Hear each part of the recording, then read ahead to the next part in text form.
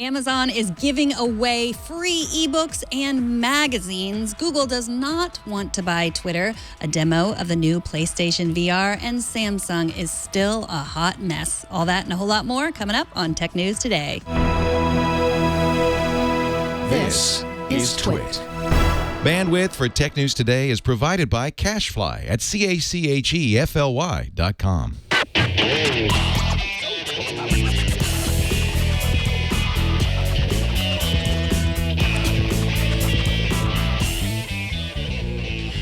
This is Tech News Today, episode 1613, recorded Wednesday, October 5th, 2016. This episode of Tech News Today is brought to you by Rocket Mortgage by Quicken Loans. Rocket Mortgage brings the mortgage process into the 21st century with a fast, easy, and completely online process. Check out Rocket Mortgage today at quickenloans.com/TNT. And by Blue Apron. Blue Apron will send you fresh, high-quality ingredients to cook delicious meals with simple step-by-step instructions right to your door. See what's on the menu this week and get your first 3 meals free with free shipping by going to blueapron.com/twit. That's blueapron.com/twit. And by Zerto, virtual replication and disaster recovery technology that gives you the confidence to keep your business moving forward no matter what comes your way. Zerto empowers you to protect and recover your IT assets, move to the cloud, and know you're ready for anything. Get a free readiness assessment for your data center at confidentcio.com.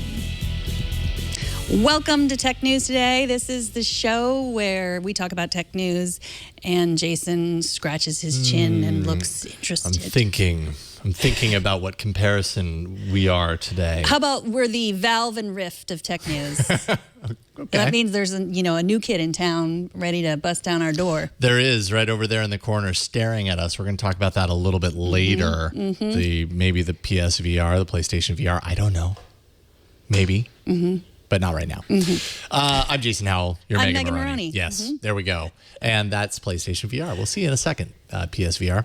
But now let's talk about Amazon. Amazon's Prime service continues to add features for its users, and the latest perk is the newly announced Prime Reading feature, which gives subscribers access to, they say, over 1,000 books, comics, and magazines, similar to Amazon Prime Video or, let's say, the Netflix model for video content online. Prime Reading is going to offer up a rotating selection of titles for subscribers to read, with some titles dropping out of the library and others being added regularly. If you've got a Kindle, Kindle Fire, Android device, iOS device, and a Prime subscription, you get more stuff. Prime keeps getting better, I suppose. Yeah, more books you're never going to read. More. Well, you're right. More books I'm never going to read because I don't really read a whole lot of books. I listen to them. You can listen to them. Oh, okay. There's graphic novels with lots of pictures in them. Good, also. I like pictures. And magazines, as you mentioned. This is exciting, and I'm not surprised at all because there's 46 million Prime members. That's what has estimated. I don't think that they've ever said, but I think Recode was one that said that it's at least 46 million people. Wow. So obviously they want more and more people. So, they just have to find, I guess it's sort of like the killer app or whatever, the killer Prime service. Is it Prime Music? Is it Photos? Is it books, magazines, audiobooks? They want to find more people to sign up for this $99 a year service. And like so many free services on Amazon, it's sort of hard to find what you want. Go there. It's like the same as Prime Music. It's like, okay, they have some of what I want, but, like they have The Hobbit, they have Harry Potter, but not all Harry Potter, just like Harry Potter and the Sorcerer's Stone. Just that one. Just that one, until they refresh it. Maybe they'll keep adding to it. Yeah, or maybe they won't, and maybe it's like a gateway, first one's free situation, like a gateway drug into books.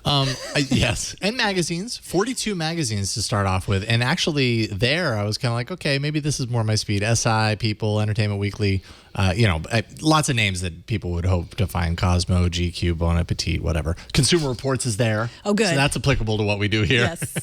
A little bit at least. That's interesting. I didn't see the Consumer Reports was there because you have to pay. You obviously have to pay for the subscription for all of these, but the online, that's one of the things they've held pretty tight to that paying separate. Like I get the Consumer Reports in the mail, but that doesn't automatically let me look at it online too. So. So there you go. If you like reading, Now you can. Or listening. Or listening. Or looking at books with pictures. Sure. And, for those people who have Kindle, you'd probably say, well, there's already the Kindle lending library, which was free, but you needed a Kindle. You couldn't just use the Kindle app. This, you were saying you could use. A little bit wider. Yeah, you can read it on your iPad. Mm-hmm. Oliver Stone, don't rule out a sequel to Snowden just yet. The Washington Post reports that back in August, the FBI secretly arrested an NSA contractor after finding classified materials in the defendant's home and car. 51-year-old Harold Thomas Martin III is a former decorated Navy lieutenant, worked for Booz Allen Hamilton, and has been charged with theft of government property and unauthorized removal of and retention of classified materials. The FBI is investigating whether the contractor is responsible for leaking the NSA hacking tools, the epic banana that we talked about last month. So, yeah, but weirdly, if he's sentenced, he only gets a maximum sentence of 1 year if convicted. So I saw that in your notes, and I was trying to find that. I saw somewhere else that it said a decade. So I don't know where it actually lands exactly, because there's mixed results out there depending on where you're looking. But, yeah, so...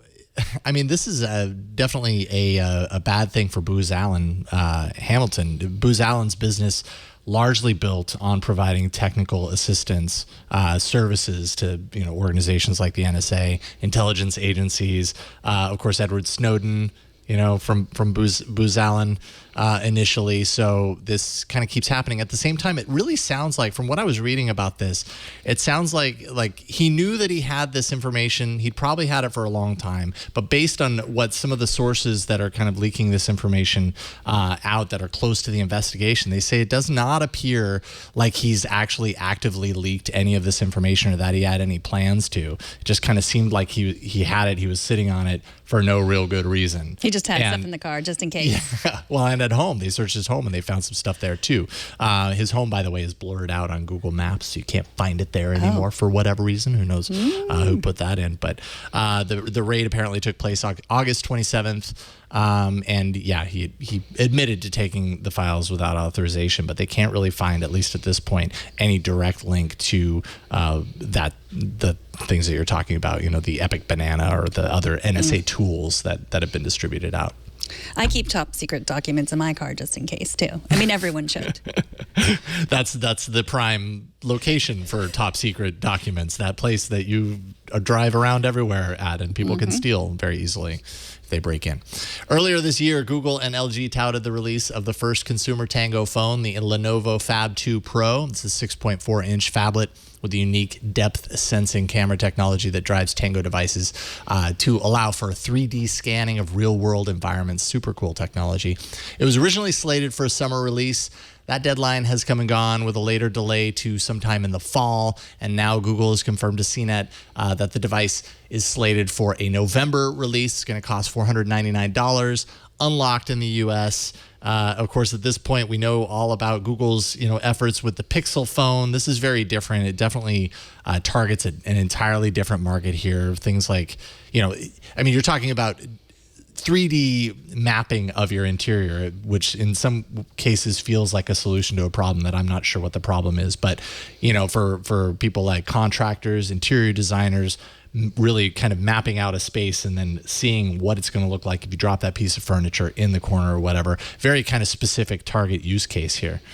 But yeah, and then you can't use it for Daydream because of the AMOLED screen. Yeah, which is kind of a bummer. I feel like that's a really big missed opportunity because I think, like, when you're talking about the technology that's happening behind the scenes with with Project Tango, so right now you're seeing kind of the active mapping of the room, right? You use the phone to create a depth map and or a 3D map of your interior space, and it has all these extra sensors to facilitate that.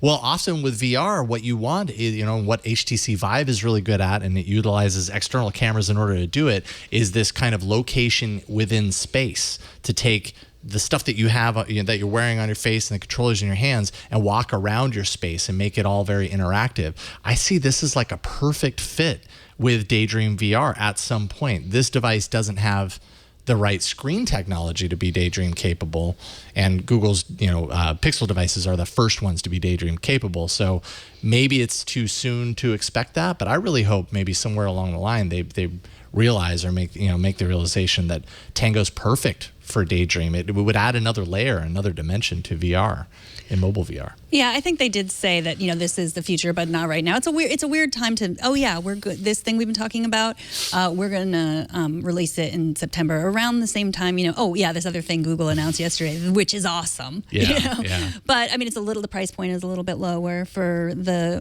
this phablet.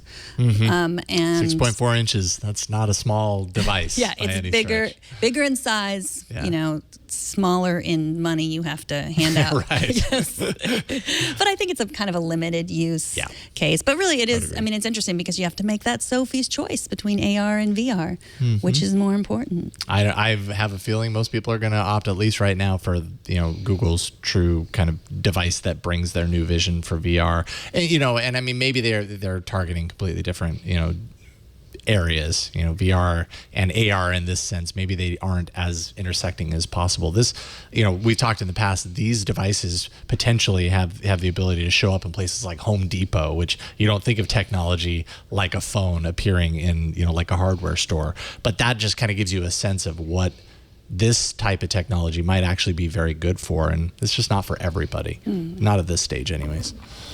Well, it's been a year since Jack Dorsey jumped back into the driver's seat at Twitter, and all signs point to the fact that the company is still a hot mess. Sources tell Bloomberg that the board at Twitter is consulting advisors on how to deal with internal disagreements between Dorsey, who doesn't want to sell Twitter, and founder Ev Williams, who does want to sell Twitter. Dorsey does not want to sell. Ev does want to sell. Bloomberg's report says CFO Anthony Noto has seized control of the company because Dorsey is being so passive.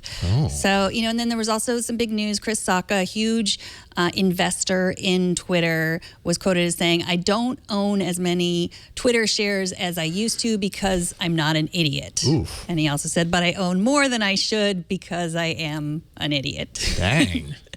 So those words. Yeah, that's pretty Chris Sacca in a nutshell. But of course, we've talked about Salesforce, Disney, even Microsoft might be interested in buying Twitter. I talked today, I did Windows Weekly, and talked to Paul Thurrott, and he said, Microsoft would be a good steward for Twitter. And it's funny that he used the word steward. It's like, someone, you just need to take Twitter, pet it a little bit, take it under its wing, and guide it in some direction with a whole pile of money. Yeah, that really does seem like what Twitter needs. And when you're talking about Dorsey, being somewhat passive, maybe that's a big reason why they're in this mess to begin with. Of course, he was only put back into place a year ago. I'm sure he doesn't want it to sell because he wants to stay in control and prove that he can kind of turn this ship around. But I don't know, and also he's a very distracted when you consider the fact that he's doing Twitter. He's also doing Square. I don't know. It's not the easiest position in the world, I guess, for him, but I'm sure he wants to prove that he can do it. Sources to Reuters are actually also saying that Twitter is looking to kind of round up negotiations about a sale of the company by October 27th, which is basically the same day that it reports its third quarter earnings. And if that's the case, man, this really went fast from, why don't we have a board meeting to see what we think about this, to, all right, let's get those bids in.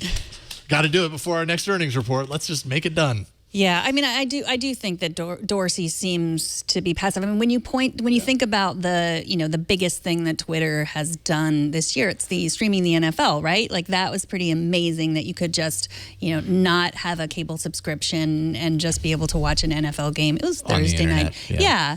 And that was Noto. He used to work for the NFL. So that was obviously his doing, not really Dorsey's. So. Mm-hmm.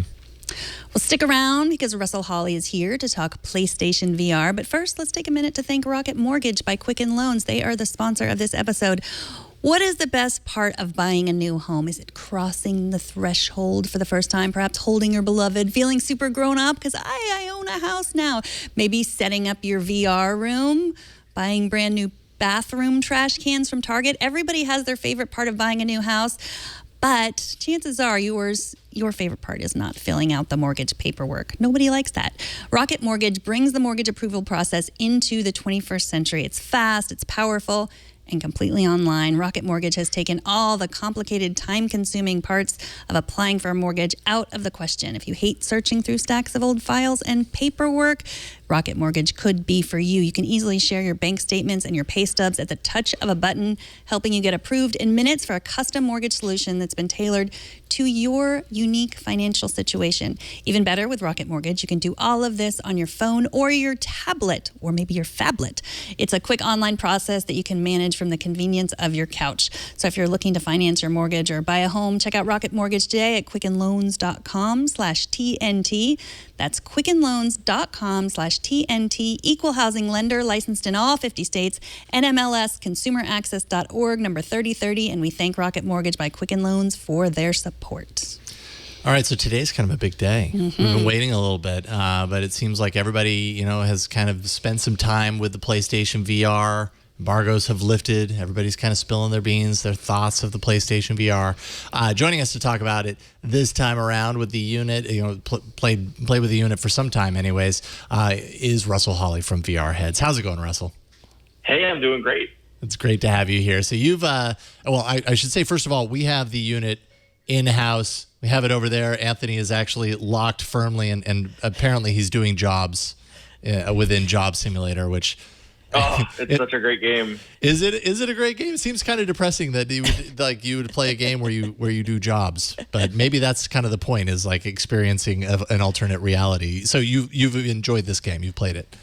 It's such a great game. It does seem particularly mundane until you get in there and you realize that it's this weird, like, I kind of jokingly call it as like the first generation of the Matrix, because you have, like, there are no humans. It's all robot people, and it's like they are building these environments to keep the last couple of humans alive busy.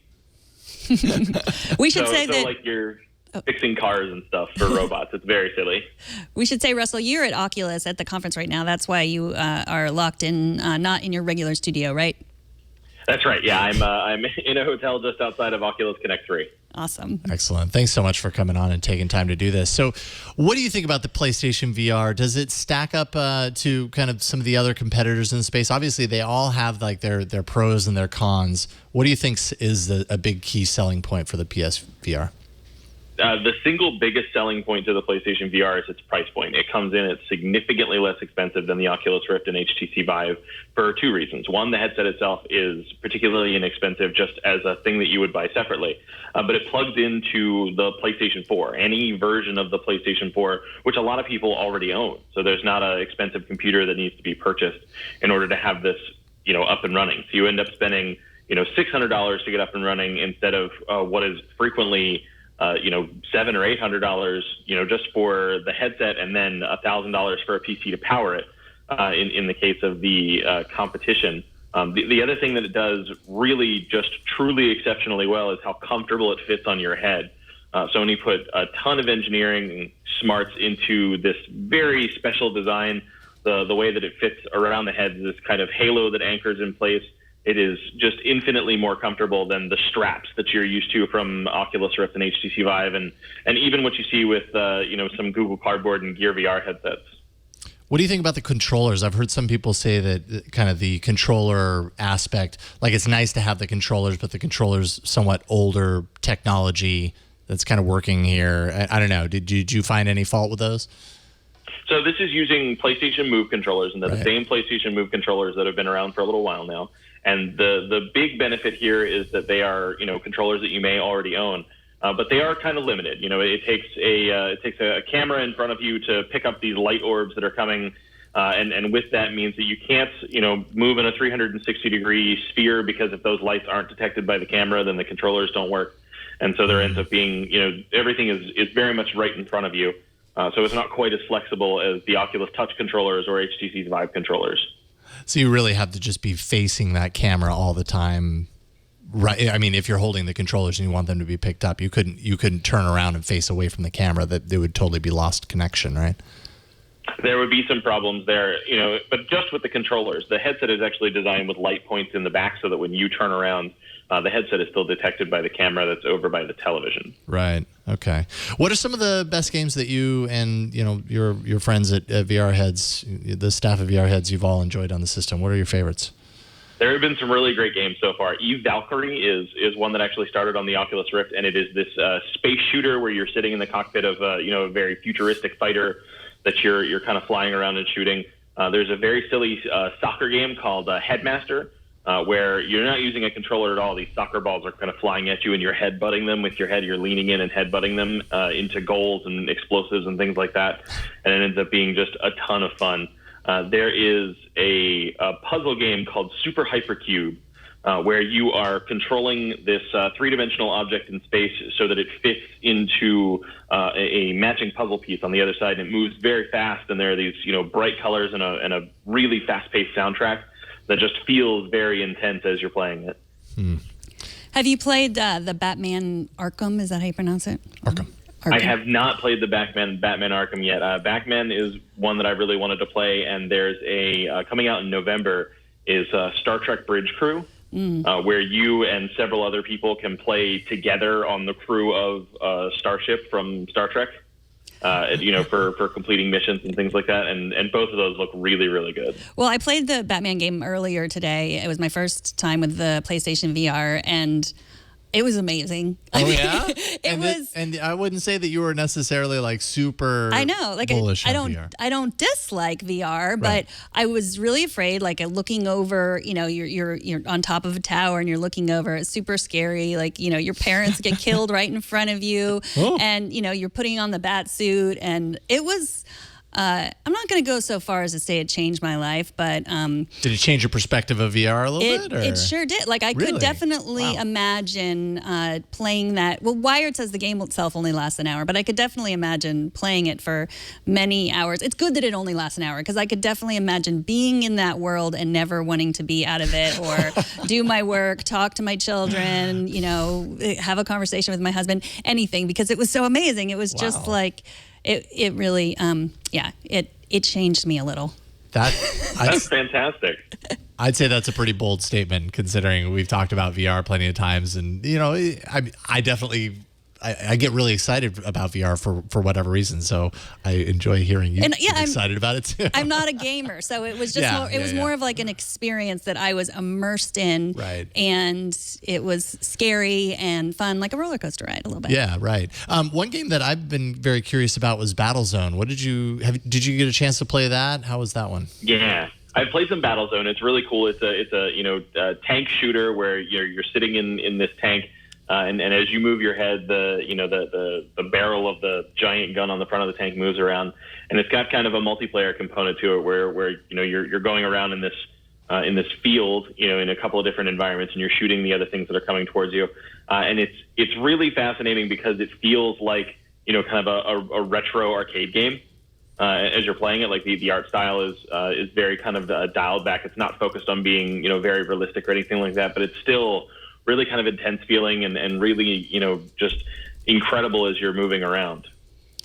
Okay, so the price and what that's going to mean for VR, especially, it's a couple months before the holidays. Like people are starting to think about like what's going to be their big purchase for their family, for their kids. This is lower price. Like there's a lot of things, there's a lot of parts that you can buy separately. Like you don't have to have everything. So you could conceivably the least you can play if you already have a PlayStation, you already have the controllers, you can get away with paying. What do you think? Is it around? The base kit is $400. Yeah, and so you can get, but that's assuming that you kind of already have everything that you want to connect it to. I think most people are going to end up spending closer to $600 because I don't think that the PlayStation Move controllers did very well, and that's an accessory that you're going to want to buy as well. So it's probably for most people going to be closer to $600. So, around the price of a hoverboard, say, and look how well that worked out. And it probably won't be light on fire underneath your feet while you ride it either. At least you hope not. Well, it will, but it's virtual reality, so you're not burning yourself or your house down. And whatever you do, don't combine the two. Yes, that is a recipe for disaster. Absolutely. Yeah, I don't have any VR at home, and I'm actually considering like, man, do I get a PS4 and a PlayStation VR? But then I gotta fight my kids for it, basically. But hey, maybe we can do that within the game and see who wins. So yeah, it's all signs are pointing to this being a pretty big hit for the holidays. Do you think that when it comes to kind of VR as holiday purchases, this is the easiest one for people to pull the trigger on? Absolutely. Yeah, I think this is going to be a really big deal for this holiday season because it's going to be available at so many different retailers in ways that the competing products just haven't been so far. Yeah. And Sony's been working really hard to do in-person demo stations at Best Buy stores and GameStops and places like that. So people who are having trouble kind of conceptualizing and visualizing what's happening in a VR headset can go and actually try it, which is a big, important thing. So I think it's going to be a big deal. Cool. So changing topics real quick before we go. Yesterday, Google showcased its Daydream View headset. What did you think about that? Do you like the cloth, comfy approach of Google's headset? It was very, very comfortable, not having a top strap, because they worked on this kind of angled strap that goes up and around, was a great way to do that. The padding all the way around the fabric design, as Clay Bavor talked about, actually was very comfortable. My only concern with that headset right now is that, the way that they fit the glasses inside the headset makes it so that there is gaps on either side of the outer padding, and that means that light can actually come in from behind you into the headset, and that kind of pulls away from the immersive experience. There ends up being some light leaking and reflections in the background can cause problems that you don't find with maybe like the Samsung Gear VR, for example. Got it. Well, I'm looking forward to that as well. And because I pre-ordered a Pixel, I will get one for free. So that's a nice little bonus. Yeah, looking forward to it. So I'm actually going to be at Oculus tomorrow. So I'll see you in the halls. I will see you there. That's going to be fun. Excellent. Looking forward to it. Russell Hawley, vrheads.com, and all over the map. Really appreciate you taking time to talk to us about this, Russell. Anytime. This was fun. All right. We'll talk to you soon. Take care, Russell. So we got a voicemail. We'd love to get your voicemails. This one was about autonomous cars. So let's take a listen to that. Hi, this is Derek in St. Louis. We've been hearing a lot about autonomous car technology and what Uber and all these other manufacturers are doing to create autonomous cars and the future being the autonomous car. But I wonder why there's not more focus or why there's not some attention paid to the current car enthusiasts, the gearheads, the people that will rebuild a 1969 Mustang or an older car. They'll spend a weekend trying to fix their own vehicle, knowing that they could easily replace it with newer technology. But there's something to be said about that connection that we have to our vehicles, and I'm curious to hear what you think might happen to that as we go forward into this autonomous car world. Thanks, guys. Well, I definitely think the gearheads, the people that were fixing their car on the weekends, are the same people that were building their own computer. So I definitely feel like we should pay a little more attention to those people. I am not one of those people. And I think, rebuilding your car is harder and harder. Like, it's less environmentally friendly, that sort of thing. But I mean, it's true that we do spend a lot of time talking about autonomous cars, or we spend a lot of time talking about non-autonomous cars, but the newest technology, the brand new stuff.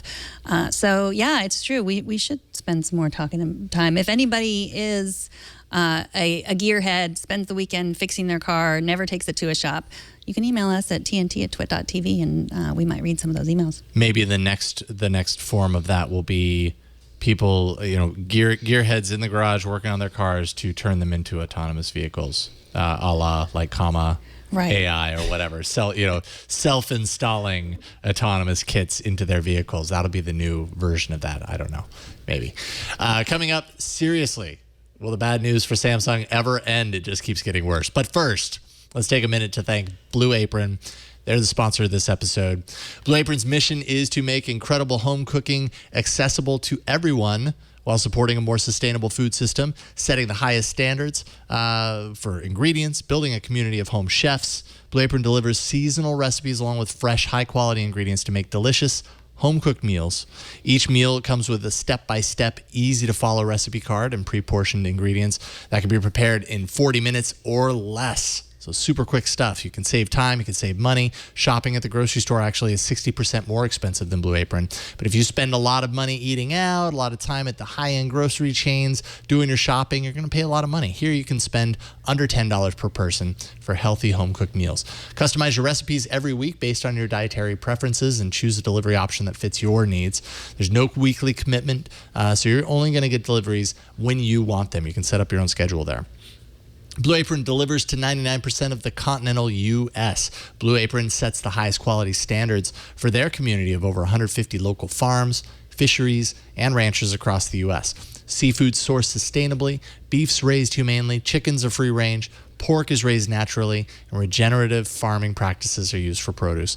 By shipping the exact amount required for the recipe, Blue Apron is reducing food waste and just making the whole process for you as a chef a little bit easier because you have exactly what you need. Japanese ramen noodles, wild-caught Alaskan salmon, or heirloom tomatoes, Blue Apron brings you the best. Not only that, it supports a more sustainable food system as well as supporting happy and healthy families, because when you cook together, you're building strong family bonds. Research actually shows that Blue Apron families cook nearly 3 times more often. New recipes created every week by Blue Apron's culinary team. They're working on them all the time. They don't repeat those recipes within the year. So you've got items like crispy chicken Milanese with warm Brussels sprouts, celery, and potato salad.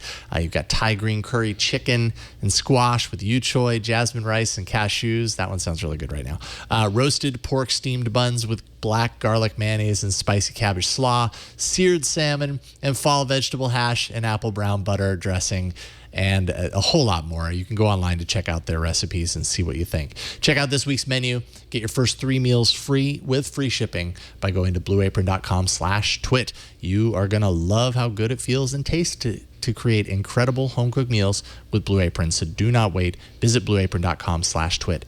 And we thank Blue Apron for their support of Tech News Today. It appears that Samsung's troubles have not quite cooled down yet. I see what you did there. A Southwest flight was evacuated this morning because of a smoking Samsung Galaxy Note 7. But it seems to be one of the phones with batteries that are not supposed to catch fire. One of the new ones. Jordan Golson from The Verge wrote about this story. Welcome back to the show, Jordan. Hey, thanks for having me. So you spoke to Brian Green, the owner of the said phone, that the new phone that set fire on this plane. Tell us what happened. Yeah, Brian didn't have a very good day today. So basically what happened is he said he boarded the plane, and the flight attendants were giving their normal pre-flight safety briefing, put your seatbelts on and all that. And one of the things that they said was, please power down your Galaxy Note 7s. And he said that a couple people sitting around him also had Note 7s, and they were sort of joking about, all these are replacement phones, so this isn't necessary, but whatever, we'll do what they said. So he turns off his phone, puts it in his pocket, and a few seconds later realizes there's smoke pouring from his pocket, which is alarming. And so he pulled the phone out of his pocket, dropped it on the floor, and told the flight attendant. And he said by that point, quite a lot of smoke was coming out of the phone. They evacuated the plane. Luckily, it was still at the gate, so they just went out the regular door onto the jetway and took care of that. But it actually lit the carpet on fire, and the flight crew was able to put it out with a fire extinguisher, and then they called the authorities, and they came out. And it actually scorched the subflooring underneath the carpet. So if that had happened in flight, could have been a pretty bad situation. No kidding. Wow. So when did he say he bought the phone? So he had the phone when it came out, and then once the recall started, he said he got a text message that said, please don't use your phone anymore. We're really serious this time. So he took it to his local AT&T store where he had bought the phone. They gave him a Galaxy S7, the smaller phone. And then when the new replacement Note 7s were out on September 21st, which I think was the first day they were available, he went and picked one up. So this was one of the first replacement phones that he could get. And so we were showing your article on The Verge where you have a picture of the box. That's where you're supposed to look up. What are you supposed to look up to make sure it's safe? So on the box itself, there's that little black square, and that signifies that the phone is one of the new replacement phones. And then the other thing they do is on the phone itself, when it's powered on, the battery indicator is green instead of white. So those are the two clues that you can see to know that this phone is a good one. And he said that his phone had the green battery. He was well aware of the recall. He knew everything that was going on, and which is why he sort of treated it so cavalierly. He said, I've got a replacement phone. Everything should be fine. And it obviously wasn't. Man, this is just okay. So by the way, this is the Note 7. This is my replacement. I just this you power morning. it down. Yeah, keep it away from me, please. Just leave it right there. It's really hard to not use this phone. It's a really great phone, but I don't want it to blow up on me. I don't know.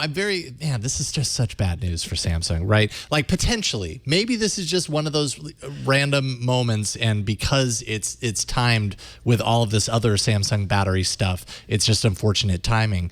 But man, it just keeps happening. At what point do airlines just remove kind of the, right now they're saying you have to power down your Note 7. I mean, at some point, airlines have just got to say, like, no, you can't bring those on here. We've had too many incidents. Like, we don't trust them anymore. Do you think that's a possibility at some point? I mean, you've got two things here. One, phones do, in general, catch fire sometimes. Right, lithium-ion batteries, you can have issues. And this could just be that, and it was bad luck. But the fact that it's a Note 7 is not good. And the U.S. Consumer Product Safety Commission has already announced that it's going to be investigating this, and they said they are going to expeditiously investigate. Most of the time, government agencies are a little slow on the uptake here, but I talked to someone from the CPSC, and they are all over this. And you could see if they determine it was a problem, the next step is, is the recalled phones, do they need to be recalled? And it's nothing but bad news for Samsung. And it's easy to see how this could end up with no Note 7s on planes at all. Right. But it's true. This happens a lot. I mean, you search for like iPhone 7 explodes or iPhone 7 on fire, and you see a lot of stories too. Like there was a college student, a couple of days ago who claims his iPhone 7 set fire, or his iPhone 6 set fire in his pocket, that sort of thing. Yeah, it's not, but it seems like now we're all paying attention. Right. And maybe we need to be paying attention. I mean, I've said this before, but it's like our constant need for like faster charging, bigger batteries. It can be dangerous, right? Absolutely. There are already restrictions in place on how lithium-ion batteries can be shipped as air cargo, because there have been a number of incidents with those when you have a lot of batteries all together on a pallet, for example. They're very careful around those now. So it's definitely something that people are aware of, and it's not really anything new. What the problem is with the Note 7 is the frequency at which it was happening with the new phone. Right. And now there have been reports of replacement phones having problems overseas, and this we think is the first one in the U.S., which is why the U.S. regulators are going to be all over this. So the FAA is also investigating. And so between them and the CPSC, we should have a good idea of what happened and what it means going forward. Yeah, and mind you, and not to discredit Brian in any way, shape, or form, because we don't actually know, we don't actually know until we know, but, it's easy to find a picture of a box. So, I mean, there's entirely the possibility that this was an old phone, and we don't actually know the answer to that yet. Maybe it didn't have a green battery, I don't know. But what is he using now? What is he going to do it again? Is he going to go for another Note 7 or what? Well, that was the thing. When I emailed him this morning to try and get in touch and find out what happened, it occurred to me that, well, he doesn't have a phone anymore. So how is he going to get back to me? But he went from the airport to the AT&T store and actually bought an iPhone 7. And that was how he called me back. So he said he really liked his Note 7. He thought it was a fantastic phone, and it was the third Samsung he had in a row. But it catching fire in his pocket sort of ruined him on that. So when I talked to him this morning, he sounded grateful to not be injured, but very irritated at Samsung. Yeah, he's been burned by Samsung one too many times. Sorry. Well, Jordan, thank you so much for joining us. Jordan Golson is a transportation reporter at The Verge. Anything else that you're reporting on that we need to know about? Oh, ever so many things. Tesla is the big one right now. They are supposed to have an announcement at the end of the month to talk about a new combination solar panel battery pack roof product that they're working on with SolarCity. So look forward to that. All right. Well, you can find Thanks, Jordan. folks. Thank you. You can find Jordan at theverge.com and JL Golson on Twitter. Thanks again. All right. TNT's fan of the day is Gary Ashton on Twitter, who says he's, quote, testing my 15-inch MacBook Pro with 3 displays. Not 1, not 2, but 3 displays. I see a 4th display down there that could be open. I mean, that's your MacBook Pro. It's closed. Maybe is that another MacBook Pro? I don't know why it's not open. It could totally be 4 screens there. You're wasting valuable potential. Good point. Is all I'm saying. You need another screen with Twit content on it. Show us how you watch or listen to TNT. Just record a video or take a picture of yourself or your setup. Post it on Instagram, Google+, Twitter, or Facebook, and use the hashtag HowIWatchTNT, and we will find it.